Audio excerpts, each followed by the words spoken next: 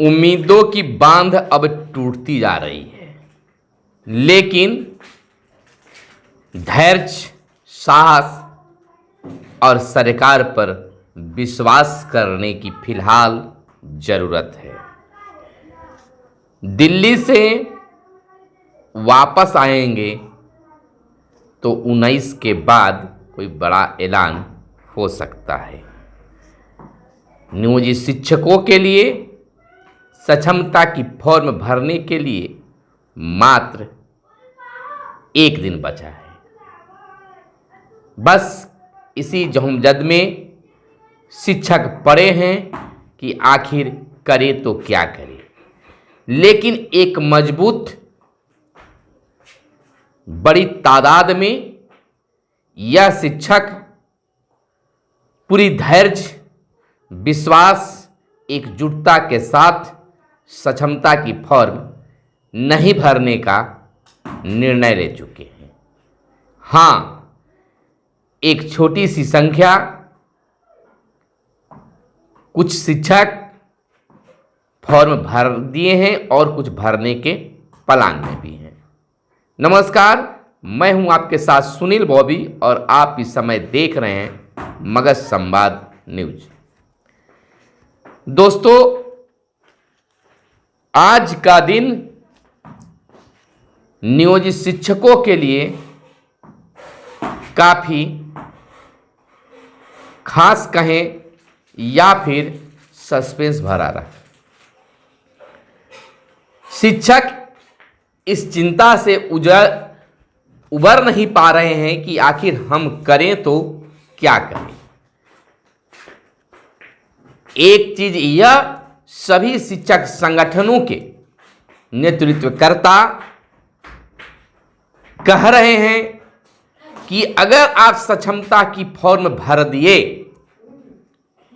तो आगे आपके पास कोई भी समस्या आती है तो कोई भी आपकी लड़ाई लड़ने के लिए तैयार नहीं होगा। इसलिए कि जहां हमें जीत के करीब पहुंचे हैं, सरकार चौतरफा घिर रही है, झुकने वाली है, चुनावी मौसम है, फिर भी आपको विश्वास नहीं है और आप कायरतापूर्ण होकर धोखे के साथ आप फॉर्म भर रहे हैं, तो आपकी आगे की लड़ाई चाहे जीत हो या इस बार हार हो, कोई आगे की लड़ाई, किसी तरह की लड़ाई शिक्षकों की लड़ने के लिए तैयार नहीं होगा। यह कन्फर्म सभी शिक्षक संगठन बता रहे हैं कि हारना तो नहीं है, जीतना ही है। लेकिन धैर्य की परीक्षा ली जा रही है, विश्वास देखा जा रहा है। अब इसमें कितना कुछ होता है यह देखना होगा, लेकिन यह कन्फर्म है कि जो शिक्षक अपनी इस लड़ाई में धोखेबाजी करेंगे तो आगे कोई भी शिक्षक संगठन आपकी लड़ाई लड़ने के लिए तैयार नहीं होगा। चाहे वह बंशीधर ब्रजवासी हो या आनंद कौशल हो या प्रदीप कुमार पप्पू हो, अमित विक्रम हो, केशव कुमार हो या जो भी हो, सभी जो हैं एक ही चीज कर रहे हैं कि जीत हमारे सामने है। किसी भी हालत में किसी शिक्षकों की नौकरी नहीं जाएगी, किसी शिक्षक शिक्षिका की तबादला नहीं होगा।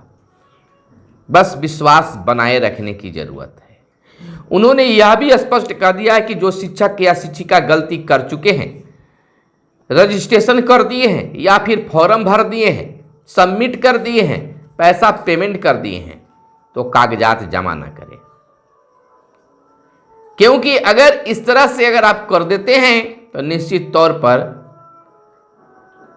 आप इस खास संघर्ष में आपकी भूमिका नगण्य रहेगी और आप चिन्हित भी होंगे और आपके सेवा काल में कोई समस्या आएगी तो कोई भी संगठन, कोई भी व्यक्ति आपके साथ खड़ा नहीं दिखेगा। खैर, बता दें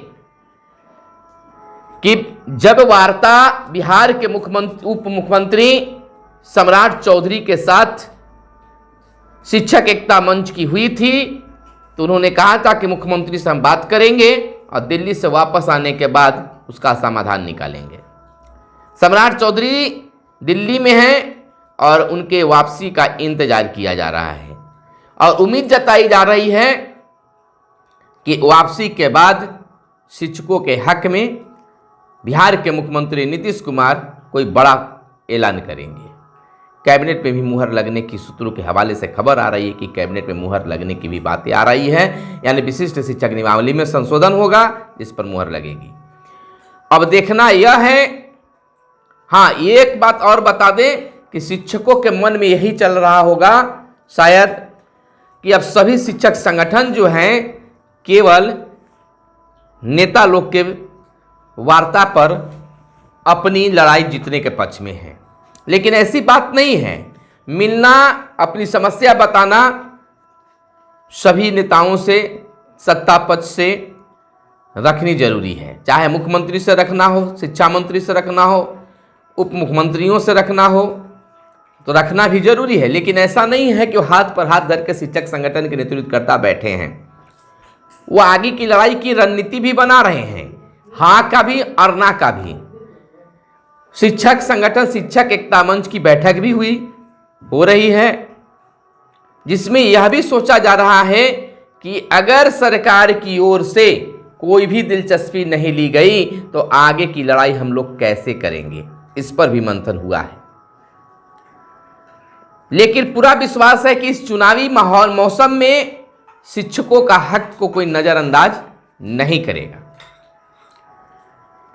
इसलिए नहीं करेगा क्योंकि 1000-2000 वोट के लिए कुछ भी किया जाता है तो यहां तो 4 लाख परिवार की वोट की बात है, इसमें शिक्षकों के संबंध में जरूर सोचा जाएगा। आखिरकार शिक्षकों की धैर्य की परीक्षा ली जा रही है, लेकिन शिक्षकों में उम्मीद की बांध अब टूटती जा रही है।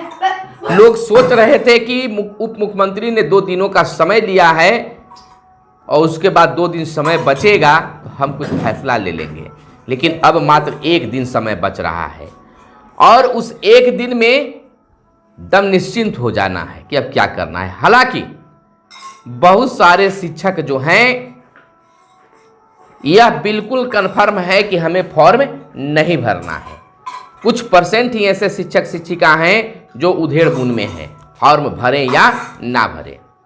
आनंद कौशल ने साफ शब्दों में कह दिया है कि एक चीज आप एकदम कन्फर्म कर लें कि हमें फॉर्म नहीं भरना है।